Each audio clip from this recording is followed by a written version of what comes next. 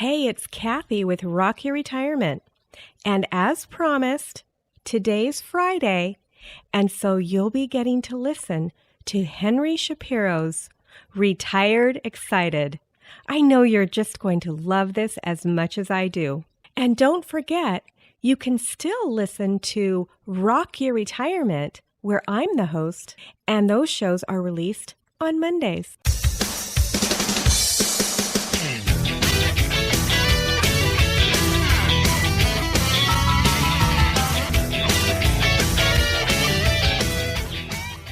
Welcome to the Retired Excited podcast. Retired Excited, the show where we give retired and want to be retired folk a look at how great retired life can be. Here we talk to men and women who are happily retired and loving their life. We explore the techniques, activities, beliefs, and excitement of these happy retirees and examine how every Tom, Dick, and Mary can benefit from their experience. Here is your host, Henry Shapiro. Hey folks, Henry here at Retired Excited, the show providing inspiration for people who are nearly retired, newly retired, or say they're never going to retire. If you're nearing retirement and fearful of what lies ahead, you don't need to be. If you're already retired and wondering how to fill your days, then this show is exactly for you. Here we talk to retired people doing things that make them happy. Things from stamp collecting to cruising, from dancing to touring the world on a motorbike. We talk to everyday retired people who are living the life they want, and we talk to a few professionals to get expert advice. And I chip in with some of my own experiences. Hi folks, you're listening to Henry at Retired Excited. Do you like motorbikes? I hope you like motorbikes, because that's what we're going to be talking about today. And what's your attitude to women on motorbikes? Today we're talking to Leda Sant. Leda rides a bike, and she came to motorbikes a bit later in life. She talks lots and lots about her experience riding, as well as lots of other things like loading racing cars into the cargo hold of aeroplanes, the health benefits of riding a motorbike, riding in foreign countries. She talks about learning how to ride a bike and how to keep safe. This is a woman with lots of energy and lots of drive. During the interview we talk a little bit disparagingly about Harley Davidsons, and if you ride a Harley, don't take offence. Everybody likes to pour the poo on Harleys, and Harley riders like to give it back. We take that all in good fun. Let's hear from Leda. Here we go. Leda, what we're going to talk about today is retirement, what happened when you retired, how you transitioned into retirement. So just tell us a bit about the backstory before you retired. What were you doing? Okay, so when I came here to Australia, I started working for Qantas. Were you a hostie? No, everyone asks me that, Henry. Unfortunately, I actually worked in the freight department, which was quite interesting, and worked my way up to become their customer services manager. So that entailed a lot of moving different things. Most people don't realize that the underbelly of an aircraft is full of really interesting stuff. What sort of skills did you need to do that? The skills were obviously marketing, which what I had studied for, and a lot of it was just mathematical sort of mind, physical assessments of something that could fit on a pallet, could fit on the underbelly of an aircraft. In a previous life, I used to be involved with deer farming, and we used to move deer by plane.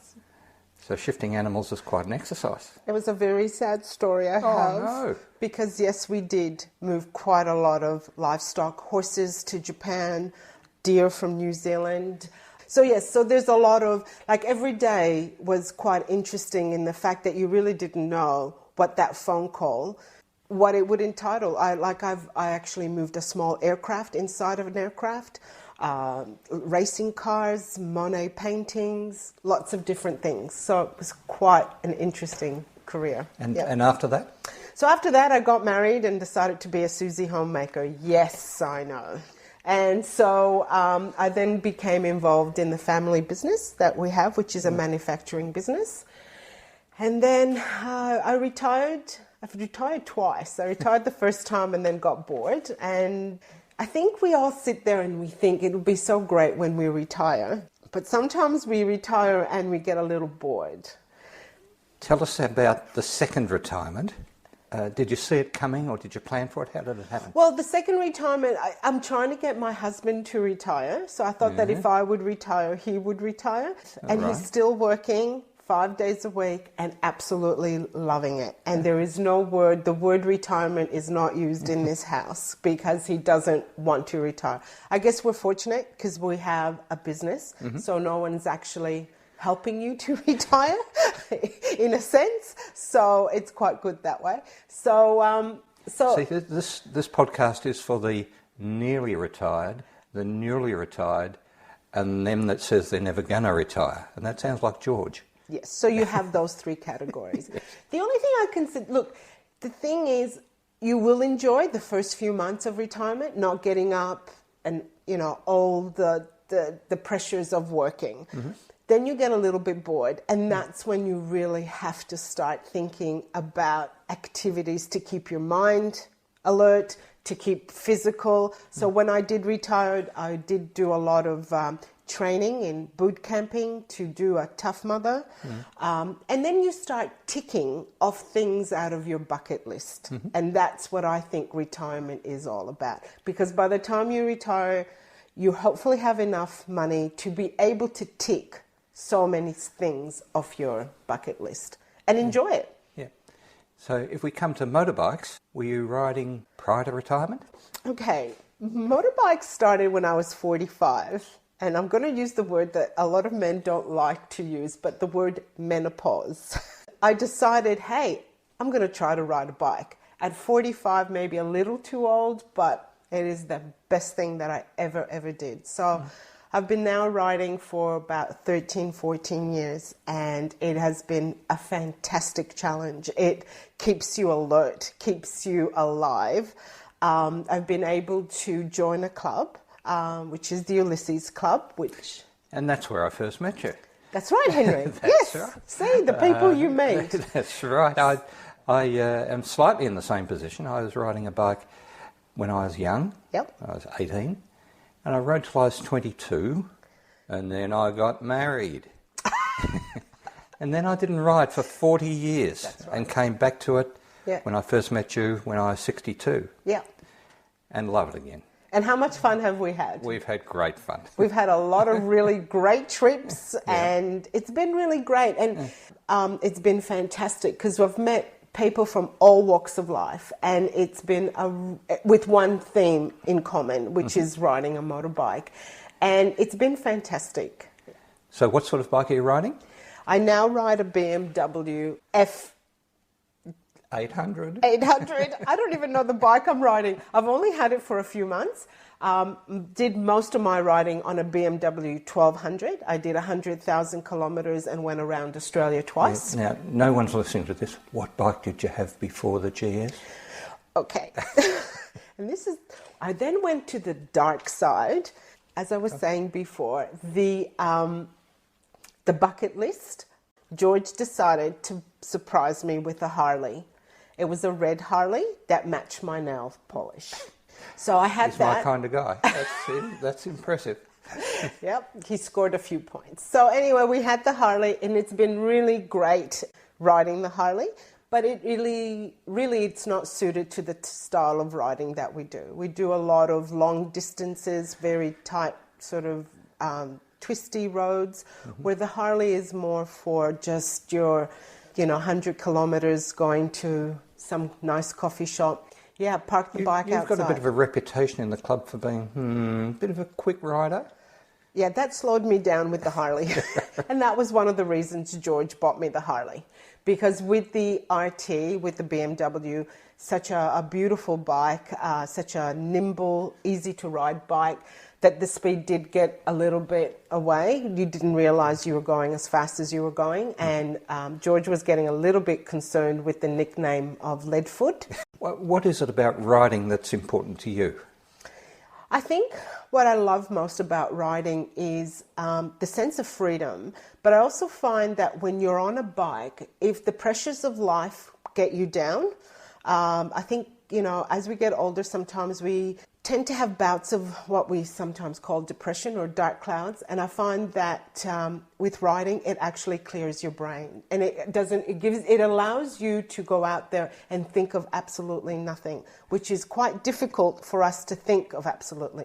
Well, for us females to think of absolutely nothing. I understand that you gentlemen have little boxes in your brains and you go into that little nothing box, but it's a little difficult. You've watched the same thing I've watched. Yeah. You're going bzzz, that's like it. that. Yeah. Yeah. Right, so with riding a bike, that bzzz is gone because you're concentrating on staying alive. It's a bit like meditation, isn't it, really? It is. It is. Look, it's kept me young. It's fantastic. Like I said, George is 75 and he still rides. We still have members in the club up to the age of 80 who still ride. And most of them, like you, Henry, who had a family, were riding when they were young, had a family, and then come back to riding at a later stage in their life.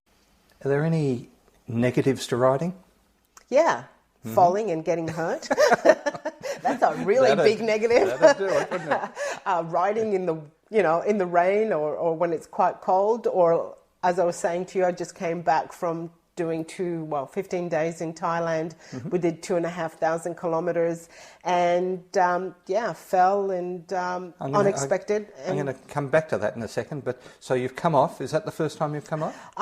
Because you've got all your arms and legs. You look okay. Yeah, no, I'm fine. And like I said, I've been riding for about 14 years, and I think if you count it all up, probably done about 180,000 kilometers, doing a lot of kilometers. Mm-hmm. And in those years, I only fell when I first started, which because I actually saw somebody fall in front of me, mm-hmm. and I was so shocked that somebody had fallen that I decided to do the exact same thing and fell. So I learned very quickly not to do that. And this is the only other time. So, yeah. And thank God with this one, I only broke a fingernail, so it wasn't that bad. A fingernail. It's really dramatic for us females. Henry, fingernails, they hurt. All right. So just back to touring overseas. Tell us about that. How did that happen? Well, joining the club, you meet a lot of different people. 6 years ago, we did our very first trip to Thailand, and we did it with an organised group, and there were 6 of us.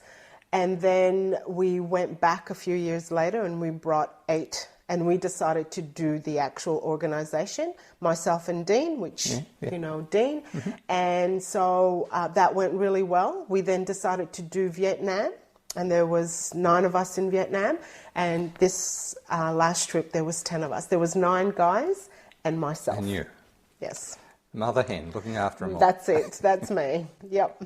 So you got there and then what happened? Look, they're the most fascinating trips because you get there, and especially for men, because men tend to get a little bit bored after seeing a lot of sightseeing.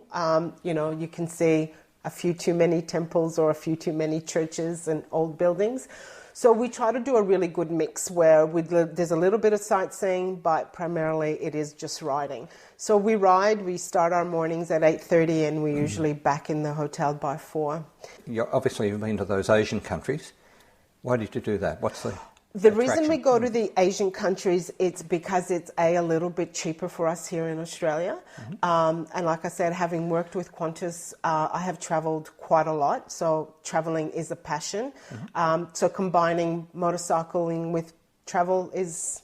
We were talking earlier before we came online about the sorts of bikes that you're riding, and you weren't all that happy with the bikes you had this time round. Tell us about this time we decided, because we were doing we were organising the tour, we decided to go for a bigger bike. And I can suggest that anyone who does ride in Asia, it's better to go for a smaller bike and have a lighter bike, because the roads are quite different than they are here. When you say a lighter bike, we're talking about a step-through or a really small bike? Look, the first time we went, we had a 450, mm-hmm. and that was really great. It was a Honda 450. It was a very old Japanese import. Mm-hmm. We had a lot of trouble with the bike itself because it wasn't well maintained.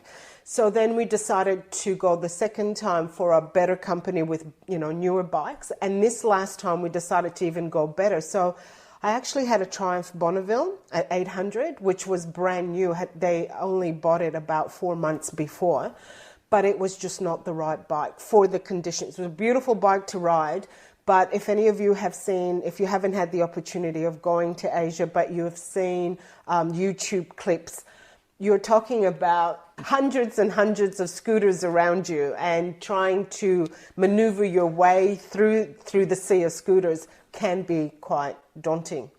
What would the club normally do? That's an unusual thing, or a fabulous thing, but what's the normal thing that the club does? Okay, so as you know, I'm the ride coordinator and have been for quite a few years. And so we have two Sunday rides every month. And we cater for everybody, like from somebody who's just starting, somebody who's come back to riding. We have a ride leader and we have a tail end. So you're protected within the group. So if you feel that you'd like to go out to ride but don't want to do it on your own, it's the best way of riding.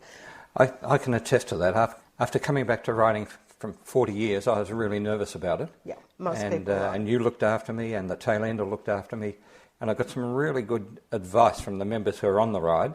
One of the first things we did when I came back was we did a few Sunday rides, which are typically 300-400 kilometres, but then we went away for a few days and you were the ride leader. Yeah. And you said to me, just watch how the others ride.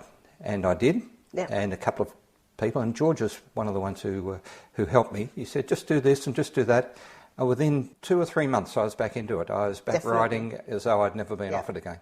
So it's terrific. In doing that, we have Sunday rides. Then we have Wednesday rides, which are primarily a smaller group than they are on a Sunday ride. And they're very experienced riders. So when I started to ride, I then felt confident enough to join the Wednesday ride. That's where I really learned how to ride. Because of that, I used to pick one person and follow that person, follow the person's lines. And then you learn who's good, who isn't so good. And then you build up your experience through it. So I find that very important. Also, there's a lot of people, both females and males, that don't have a good sense of direction. So you don't need to worry, because you have a leader and you have somebody that rides behind you should something happen, so we don't lose you along the way. So that really does help. And we've seen so much, as you know, on many of our rides, so much of Victoria, of Australia, by doing that.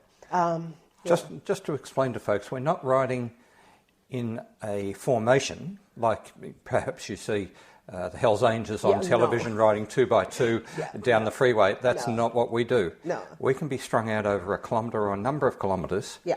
Just explain that to folks. Okay, so what happens is we have a ride leader, and then the ride leader, sets off, and then it's like an elastic band.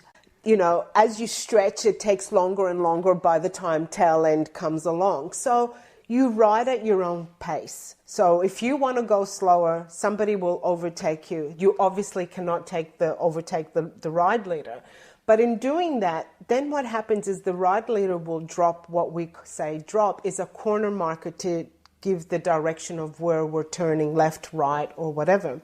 By doing that, it actually slows the group down a little bit. So that when you say a corner marker, that's the person who's riding just behind him, isn't it? That's right. The leader will then, whoever is riding behind the leader will, if he's turning, we'll say left, will drop a corner marker. So you stay there, wait until the tail end comes and picks you up. So by doing that, you're actually stretching the line even more, and that's why you are then able to ride at your own pace. There's lots of times you can be riding on your own. You don't actually riding with anyone in front of you. So yeah. So riding a bike has been a big thing in your retirement for you.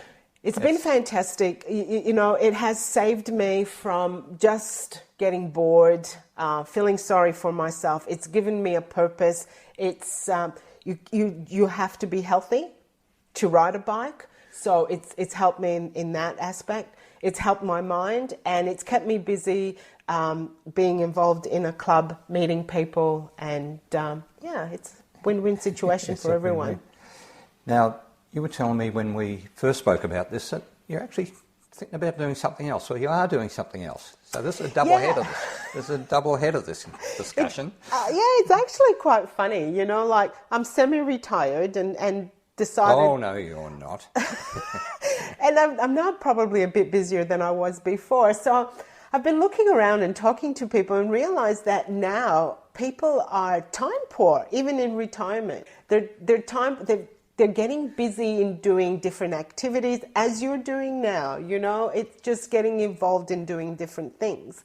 And then the important things like organization of their house or bills or whatever, they're time poor. So I've now started a small business, and it's a concierge, which is like a butler. So I come into your house and do whatever you don't like to do and try to organize you best I can. And it's been really, really great. So I've met different people, and it's been wonderful. Thank you for mentioning that. And as we come to the end of this discussion, I'll get some details off you and we can put them out there. Thank you. This obviously goes all around the world, so it's not going to be appropriate to everyone, but if it is, well, they can contact you. So then, what are you excited about? What are you looking forward to? My real big excitement is I'm working on taking 34 people to Tasmania. And we leave on the 24th of February. And part of the club, they have what is called an AGM. And they pick different places in Australia. And this year, it's in Tasmania, in Launceston. So I've organised 34 people to take the ferry down to Devonport. And we're doing about just over 2,000 kilometres. We're there for about 10 days. And we tour around Tasmania. So that's what I'm really excited about. Okay, so excitement for you is the next project. It's always the next project, Henry. Next project. That's, as I'm sitting here, I sort of think, where else can we go? What else can we do? Have you got any advice for people who are coming up to retirement and are nervous about what's on the other side of retirement? Embrace it. Embrace it. It's a good time of your life. It's a time for you to do everything that you've wanted to do, but kids, marriage, work, commitments haven't allowed you to do it. Now we're so fortunate. We're all so healthy. 60 is the new 40 and 70 is the new 50. So you're never too old. I did not line later up to say that, folks. It's true, though. Yeah. What would you like the listeners to take away from our discussion now? What I'd like the listeners to do, think outside the box. Our age is only a figure.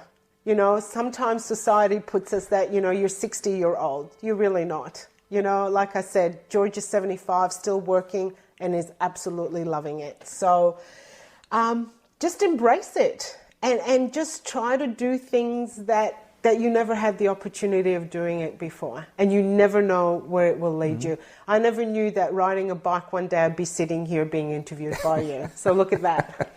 Are there any resources or websites or books that you think people who are considering riding should be going to?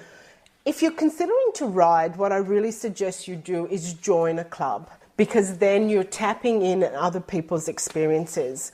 There's lots of websites, Ulysses website. How do you spell Ulysses? That's, Ulyses is Ulysses. And in Australia it's ulysses.com.au. That's and are right. they international? They are becoming international. We now have them in France. They've just opened up in France, in South Africa. There's Asia, there's Canada. So it's slowly growing. And what Ulysses stands for is virtually you have to be over 40. Okay. So you don't have the younger people who have to prove themselves. We've proved ourselves. So they're over 40, and all we do is ride. And wherever chapter you go to, they all ride the same sort of, as we call it, formation, with a ride leader and a tail end. So you're pretty much protected in that. So being of that age, they're not crazies, they're not... No, you're not crazy. And, it's really great because you'll be sitting there at breakfast and somebody will remind you to take your tablets. How good is that? So it's great. We're all in the same boat. We've all just retired or about to retire, so it's great. So websites, you can look for Ulysses, and if you're in Australia, ulysses.com.au. Yes. Or I know that if you just Google motorbike clubs, any number of things come up. Most major manufacturers will have a club, and that's international. So it's just a matter of going there and really go there once, go to their meetings, or go on a ride, and once you get that feel, you then decide if you're happy with that. So join a club. What about if you haven't got a license, you need a license? So okay, that's the most important thing. Like if you do need a license, and I do suggest this for anyone, even people who have ridden and then have come back after so many years, refresher courses are the most important things that I could not suggest that strong enough. There's a lot of courses. There's a cornering courses that I've done. I've done BMW courses where they taught us how to pick up bikes, go through gravel, go through, different sort of obstacles that help you. With Ulysses, once you pay their membership, every 2 years they do refund you $60 on any kind of courses that you do. So we're strong to advocates of courses and continually sort of learning. what about safety? Well, What do you wear? Are you out in your definitely, thongs and yes. t-shirt? No. Most of our rides, we will not allow anyone who doesn't have proper motorcycle gear. Helmets, leathers, or dragon jeans, proper boots. I've been unfortunately involved in quite a few accidents, and these things have saved quite a lot of people. There's websites out there. There's motorcycle safety websites. Yes. And there's motorcycle riding websites, and Yes. probably the best known is Twist of the Wrist. Oh, you're giving me a look. Oops, I haven't heard about him. But, okay. Well, it explains, I will after this. explains counter steering and it explains control and those things. Yeah. And there's a motorcycle website. The URL's just evading me at the moment, but I'll put them in the show notes. Yes. So that everyone can have a look. Definitely. Look, we are so fortunate now, Henry, with the internet. You can learn everything you want. I had a few issues with the Harley doing U-turns, and I spent quite a few hours just, Googling, searching, and finding YouTubes with so many helpful hints. So definitely, it is a sport. What you put in is what you'll get out of it. So definitely. And people often think, well, how can I practice? How can I practice a U-turn? And the answer is you go down to the Safeway supermarket after hours. That's it. When it's empty, you can do whatever you like. Or the other best way of doing it, if you're living in Australia, it doesn't really happen overseas. We have roundabouts, and just constantly go around a roundabout, and that will give you a lot of practice on slow maneuvering. Is there anything else I should be asking you? I would like to see more females on the road. I think it's really great that that more females go out there, and if not, at least enjoy it with your husband as a pillion. Do it together. It is just a great sport to do together. So the takeaway from this? Get a bike. Get on your bike, Henry. You've been very kind and very generous with your time. It's been a pleasure. Folks, as you can tell, people are into motorbikes. We can talk motorbikes all day, every day. Yes, we can. It's that kind of a sport. Yes. So thank you very much for talking to me today and for what you've helped our listeners with. Thanks. Thank you. It's been an absolute pleasure, and I hope to see many of you on the road. Wow, I think you're going to agree. This woman is a force of nature. She took up motorcycling a bit later in life and really developed it into a passion after she retired. She's joined the Ulysses Club and she probably holds one of the most important positions now in the club, apart from the president. She's the ride coordinator, and she organises the rides for the club week to week and month to month, as well as the international rides that she talked about. She's fanatical about improving her skills, and that's what really makes her special. She took the steps and took the time and the energy and the interest in really developing her motorcycle skills, and now she is a very, very good rider. She's taken the skills from her previous life, her obvious organisational skills and her drive, and used those skills within the club. The club are very fortunate to have her, and you can see when I asked her what excites her is the next project, taking the group down to Tasmania, taking 34 people. How would you like to have 34 people relying on you and one other member, organising how they get there, what their accommodation is, what they do from minute to minute, day to day, organising to make sure they have food and somewhere to sleep. She's amazing. Now, we mentioned a few YouTube clips, and the first one I think you're going to be really pleased with. If you go onto YouTube and look for Mark Gungor, so it's M-A-R-K, Mark, and Gungor is G-U-N-G-O-R, and the name of the clip is A Tale of Two Brains. When we started talking about brain boxes and women going zzz, that's where it came from. Have a look at it. You're going to really, really like it. And you might even, well, you're in danger of learning something. The next one I mentioned was twist of the wrist. So on YouTube, if you look for twist of the wrist, you'll find a motorcycle clip about how to ride and the techniques and things you will need to know about riding a motorcycle. It's a bit of a daggy sort of a video clip. Nevertheless, the information they give is excellent. So don't worry about how corny it is. Just think about what they're saying to you. And finally, I talked about a motorcycle safety group. So if you go onto the net and you go into www.msgroup, or one word, so it's motorcycle safety group, but msgroup, or one word, .org/articles.aspx. As always, I'll put these contacts and these resources in the show notes. You'll be able to find them there on retiredexcited.com. There were some gems amongst what Leda had to say. If you want to contact the Ulysses Club, and Leda and I are both part of the Shearwaters branch, which is in the southeast suburbs of Melbourne, you can contact Leda on 0412 050 495. 0412 050 495. And Leda's contact details on the net are ledabmw@hotmail.com. So it's LEDABMW, all one word, at hotmail.com. She also mentioned that she started a new business, as though she had some spare time. Makes me tired just thinking about her. So it's Leda Sant Concierge Services. And once again, 0412 050 495. You've had a bit of an example of the sort of organiser that Leda is, and I'm positive that you would be happy with any service she provided. Give it a go. Once again, if you need that sort of a service in the southeast suburbs of Melbourne, give Leda a call. So what are we going to do next week? Next week we're going to talk to Danielle Bloodworth. I swore to myself I wasn't going to talk about finance when we started this podcast, but there are some things you really have to think about. And I know every retirement podcast and every retirement blog concentrates on finance, and I really didn't want to do that. But there's some basics that I feel I do have to cover. So Danielle is unbelievably good. I can honestly say that Danielle saved my backside when we retired. If you want to find out what the problem was and how she fixed it, tune in next week. So finally, let me know what you think about motorbikes. Just contact me on henry@retiredexcited.com and I will answer you. That's all for today. See you next week.